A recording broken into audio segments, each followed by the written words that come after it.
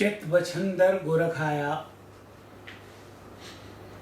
मैं आप सबका हार्दिक स्वागत है। मेरे प्यारे भारतवासियों, जय हिंद,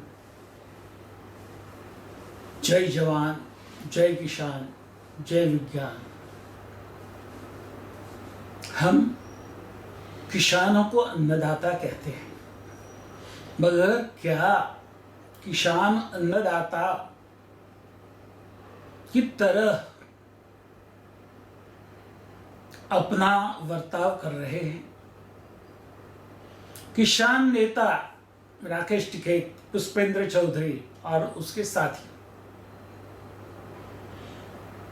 जो आंदोलन चला रहे हैं, वो आंदोलन की जिम्मेदारी भी लेने के लिए तैयार नहीं है। किसान धान पैदा करते हैं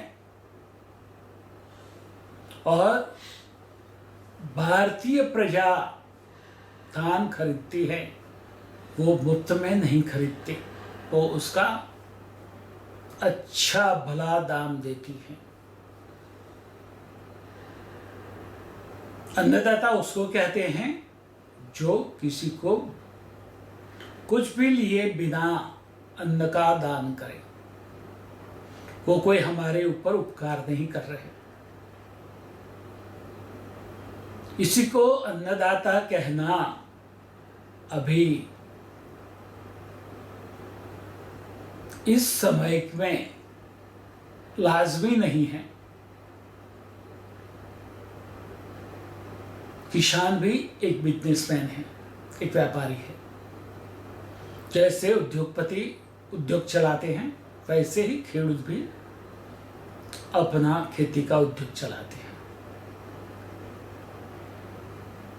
और वो उद्योग में वो खेती करने वाले किसानों को बड़े किसान लूट रहे हैं और उसकी जिम्मेदारी प्रजा के ऊपर थोप देते हैं। आज अभी बाजार में प्याज के दाम जो है 70 रुपया किलो, आलू 50 रुपया किलो। क्या वो आलू की प्राइस सही है? कौन प्रजा को लूट रहा है? वो किसान जरा बताएंगे? वो राकेश टिकैत जो बताएंगे, पुष्पेंद्र चौधरी बताएंगे? जो किसान वहां ऐश कर रहे हैं, दारू पी रहे हैं, अपनी सारे विलासी भावनाओं को पोष रहे हैं, वो बताएंगे कि इतना महंगा प्याज और आलू बेचने के बावजूद भी आपको संतुष्ट नहीं है। जो पहले 2 रुपये किलो मिलता था प्याज, आलू, टमाटर, वो आज 70 से 80 रुपये किलो है। लोगों की आमदनी में इतनी बढ़ोतरी नहीं हुई है, मगर किसान की पैदावार में जो भाव का उछाल आया है, वो किसकी जेब में जा रहा है? वो जरा वो किसान बताएंगे जो किसानों की नेतागिरी के नाम पर अपनी रोटी सेक रहे हैं। वो राहुल गांधी, उसको मालूम है कि बाजार में प्याज के दाम क्या है, आलू के दाम क्या है। वो आलू और प्याज बिक रहा है तो वो किसान की जेब में पैसा जाता है। तो इतना सारा पैसा मिलने के बावजूद भी वो संतुष्ट नहीं है। किसानों के पास ट्रैक्टर है, घर में एसी है, कार है, और फिर भी वो कह रहे हैं कि हम तो मर गए। तो आप मरने के लिए ही अपने आप को तैयार कर रहे हो, समझ लो। आप मर गए जो बोल रहे हो वो ही दैवी शक्ति तथास्तु कह देगी और आप वैसे ही मरोगे तड़प तड़प कर। जिम्मेदारी नहीं ले सकते तो आंदोलन की जिम्मेदारी भी छोड़ दो, देश की माफी मांगो, देश आपको माफ नहीं करेगा। सरकार सहिष्णुता से आपके साथ व्यवहार कर रही है। इसका मतलब ये नहीं है कि सरकार निकम्मी हो गई है। सरकार आपसे डर गई है। आप शायद ये नहीं समझते कि यदि प्रजा में जो रोष आक्रोश आपके प्रति है वो आप समझ नहीं सकते। वो आक्रोश यदि बाहर आ गया तो आप जी नहीं पाएंगे। आपको मारेंगे नहीं, मरने नहीं देंगे, ऐसे हाल कर देंगे कि आप जिएंगे, जी भी नहीं पाएंगे, मर भी नहीं पाएंगे। किसान बिलों में ऐसा कुछ भी नहीं है जिससे किसानों को नुकसान हो। फिर भी हमारे राजकारणी भी उसके पीछे पड़े हैं। वो राजकारणी भी समझ ले कि देश की प्रजा समझ चुकी है आपकी आकांक्षाओं को, आपके मुंह में जो लड्डू फूट रहे सत्ता के, उसके लिए, देश को लूटने के लिए, मगर ये प्रजा वो नहीं होने देगी। यदि पेट्रोल या डीजल 500 रुपये लीटर भी होंगे तो भी हम राष्ट्रवादी सरकार ही लाएंगे। टुकड़े टुकड़े गैंग वाली कांग्रेस को, आम आदमी पार्टी को, वो बड़े हिंदू वाली कहने वाले समाजवादी पार्टी को प्रजा देख चुकी है, समझ चुकी है। वो शान में समझ जाए। देश को आगे ले जाने की बात करें। देश में अभी समय आ गया है कि सारी पार्टियों को खत्म करके 2 पार्टी का शासन हो, सत्ताधारी पक्ष और विपक्ष। साम्यवाद को लोकशाही में स्थान नहीं है क्योंकि वो लोकशाही में मानते नहीं हैं, और जो लोकशाही में नहीं मानते हैं उसको लोकशाही में इलेक्शन लड़ने का अधिकार नहीं होना चाहिए। मैं सुप्रीम से और इलेक्शन कमिश्नर से ये बात कहना चाहता हूँ कि जो लोकशाही में नहीं मानते हैं उसको आप इलेक्शन क्यों लड़ने देते हो, उसके ऊपर प्रतिबंध लगाओ। जो कोमुवादी पार्टियां हैं उसके ऊपर प्रतिबंध लगाओ और देश को 2 पार्टियों की राजकारण में आगे बढ़ाओ।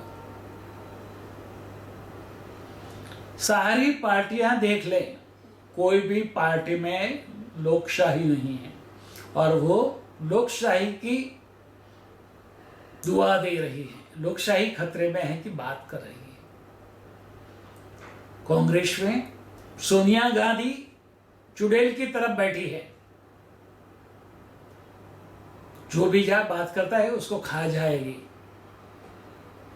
वो विच की तरफ काम कर रही है और अपने को बता रही है कि भारत में लोकशाही खतरे में है, संविधान खतरे में है। अरे खतरे में तो जब आप सत्ता पर थी तब था। जो लोग अपने पार्टी में लोकशाही नहीं रखते उसको लोकशाही का बचाव करने का, लोकशाही खतरे में है कहने का कोई अधिकार नहीं है। चाहे वो ममता गांधी हो, ममता बनर्जी हो, सोनिया गांधी हो, राहुल गांधी हो, फारूक अब्दुल्ला हो, महबूबा मुफ्ती हो। फारूक जी, आप समझ लीजिए, आप पंडितों के सबसे बड़े गुनहगार हो और देश के भी बड़े गुनहगार हो। आप जो कश्मीर पंडितों का था, वो कश्मीर में से पंडितों को भगा के आपने पाकिस्तानियों को बसा दिया है। वो जो मुस्लिम श्रीनगर में है, वैली में है, वो भारतीय मुस्लिम नहीं हैं और वो आपकी बदौलत। आप हमारा खा के हमारे सामने जहर उगल रहे हैं। अभी समझ लो हम तैयार हो गए हैं कि ऐसे सब सर्पों का सर कुचलने का समय आ गया है। फिर वो फारूक अब्दुल्ला हो, महबूबा मुफ्ती हो, असरुद्दीन ओवैसी हो, बदरुद्दीन अजमल हो, आरिफ खान हो, आजम खान हो, ये सब लोग समझ ले, आपने आज तक हिंदुओं पर बहुत अत्याचार किया है। हिंदुओं ने आपको अपने भाई की तरह रखा, मगर आपने दादागिरी से उनको दबाए रखा। बंधारण में हिंदुओं को धर्म पर प्रचार करने का अधिकार नहीं है। मैं सरकार को अपील करता हूं कि जल्दी से जल्दी एक कलम वहां से हटाई जाए और दूसरों धर्मों को धर्म का प्रचार करने का अधिकार भी छीन लिया जाए। कोई भी व्यक्ति को अपने धर्म का प्रचार करने का अधिकार नहीं है। जो व्यक्ति जो धर्म में पैदा हुई है, उसको वही धर्म को फॉलो करना है। वो बात समझनी सबके विवेक के बाहर है। मगर अभी हम आपसे डरने वाले नहीं हैं, ये बात समझ लो। महाकाल हमारे साथ है, महाकाल के गण हमारे साथ है, महाकाल की पूरी सेना तैयार है। शिवसेना तो खत्म हो गई, बाला साहेब के जाते ही वो निकम्मी हो गई, वो बिक गई। मगर महाकाल सेना है, वो आपको छोड़ेगी नहीं, समझ लो। महाकाल के गण, भैरव भैरवियां, जोगड़ियां, महावीर, वीर, नंदी, भूत, प्रेत, पिशाच, ब्रह्म राक्षस, ये सारे अभी तैयार हैं। नौ दुर्गाओं की उग्र शक्तियां, 10 महाविद्याओं की उग्र शक्तियां, 51 शक्तिपीठों की उग्र शक्तियां अभी जागृत हो रही हैं और वो अधर्मी और विधर्मी को खत्म करेगी। विधर्मी अपने आप को समझ ले, आपको बचाना चाहे तो बचा ले। आपके जीवन में अभी जो घटने वाला है वो कोरोना से भी खतरनाक होगा।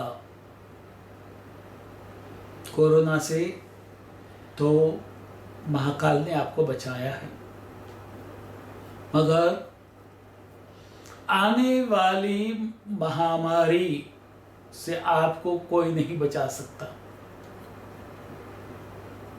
केजरीवाल समझ ले, वो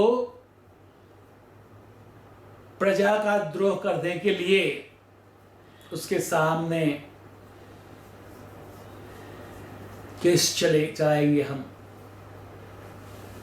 हमारी पैसे से पैदा हुई बिजली और पानी आंदोलनकारियों को देकर वो खुश हो रहा है। ऑक्सीजन हवा में छोड़कर वो खुश हो रहा है और अभी भ्रम फैला रहा है कि देश में बिजली का संकट आएगा। संकट आएगा तो तुम्हारे घर पे आएगा। देखो, हम 5000 लोग लेके तुम्हारे घर का घेराव करेंगे। समझ लो ये बात, सुधर जाओ वरना दंड के लिए तैयार हो। महाकाल का दंड से कोई नहीं बच सकता।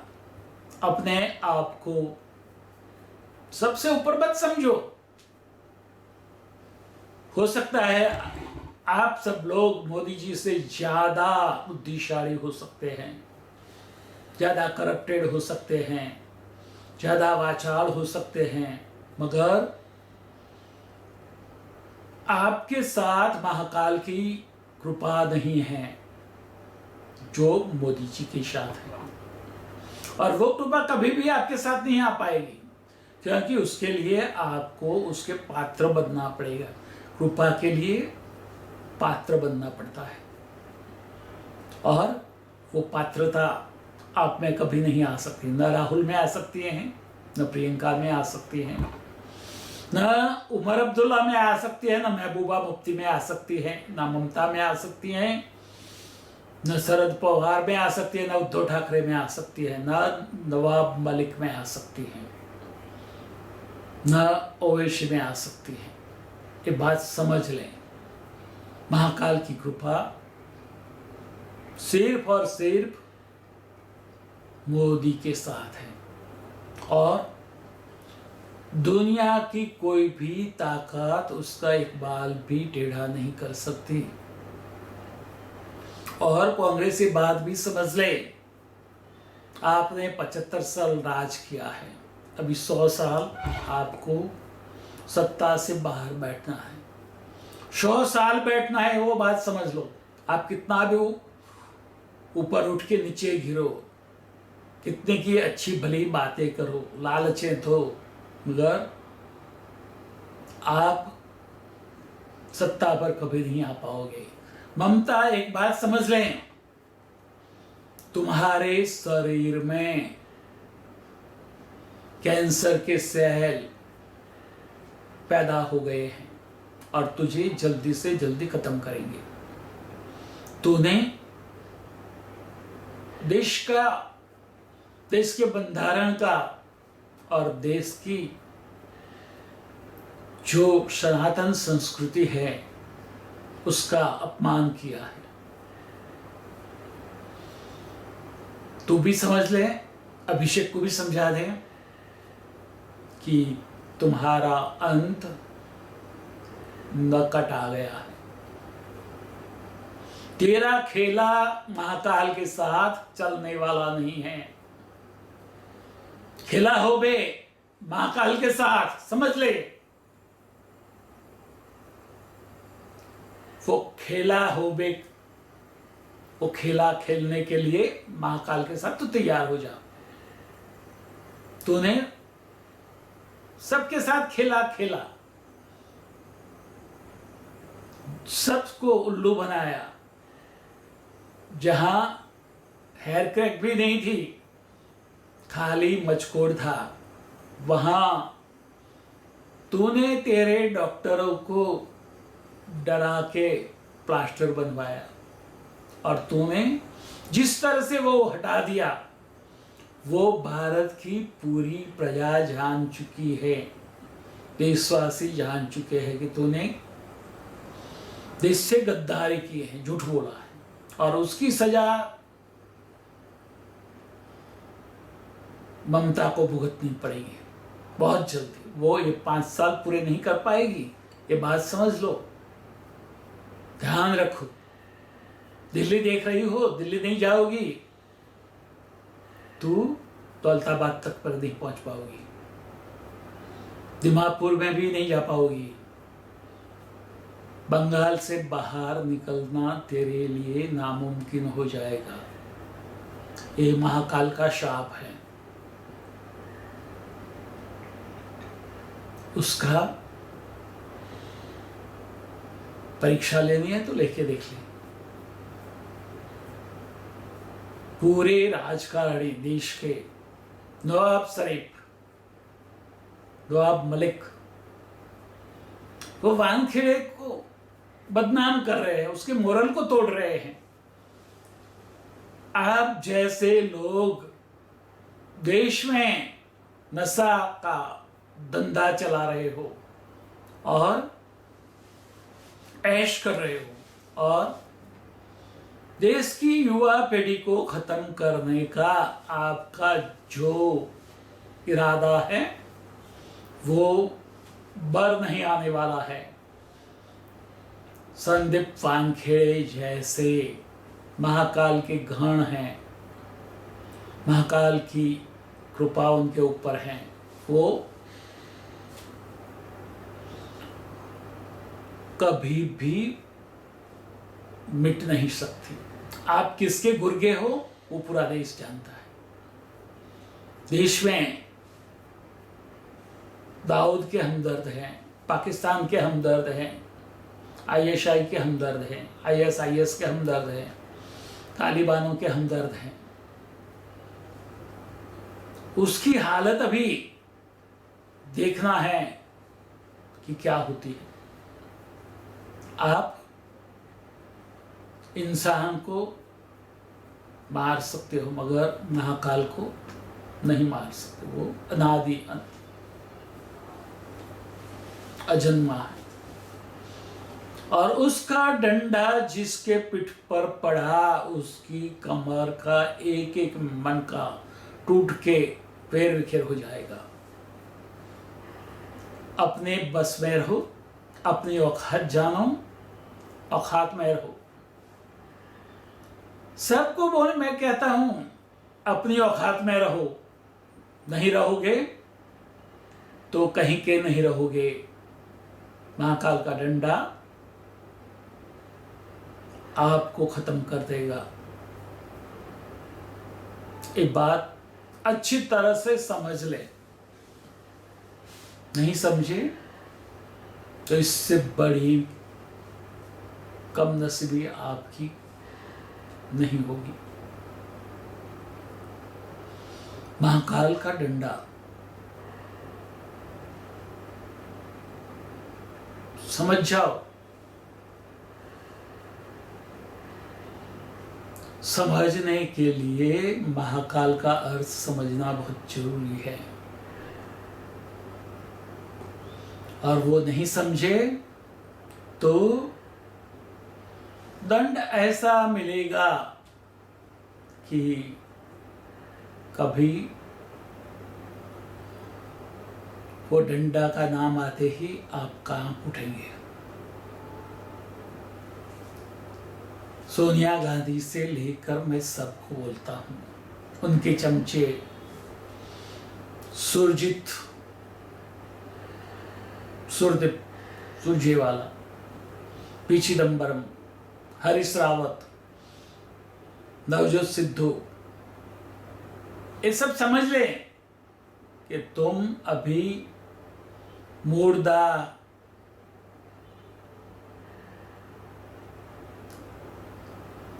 हर फर रहे हो। तुम्हारी औकात क्या है? जरा अपनी औकात तो समझो। महाकाल के सामने आप जो भी करवा रहे हो वो बंद करो।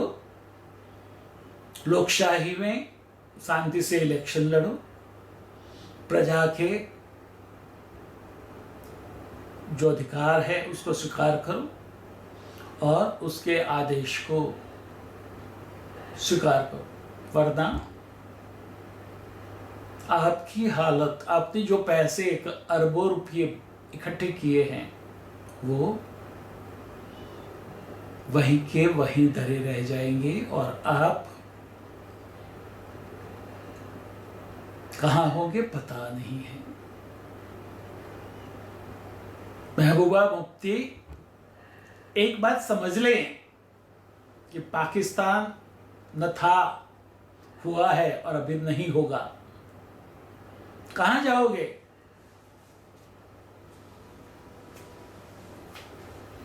हिम्मत है तो पाकिस्तान में जाओ, रहो और बोलो। अरे अफगानिस्तान में जाओ, रहो और बोलो। बहुत प्यार है तालिबानों से तो वहां चले जाओ। सारे नेता, सारे विश्व के देता मोदी के सिवा सब कायर हैं। जो नारी का अपमान जहां हो रहा है, उसके लिए भी एक शब्द भी उनके मुंह से नहीं निकलता है। धिक्कार है वो सारे नेताओं को, उसको नेतागिरी करने का अधिकार नहीं है, राजकारण में रहने का अधिकार नहीं है। बाइडेन से लेकर बोरिसन तक, जिनपिंग से लेकर कमला हैरिस तक, समझ लो सब डरपोक हैं, सब मिट्टी के पैर वाले हैं। कब गिर जाएंगे पता नहीं चलेगा। एक नारी का अपमान हो रहा है। नारी तो नारायणी कहा है, यत्र नारी पूजयते तत्र रमन्ते देवता। ये बात सनातन संस्कृति की है, और फिर भी ये बात को नहीं समझते हुए आप गूंगे हो गए हो।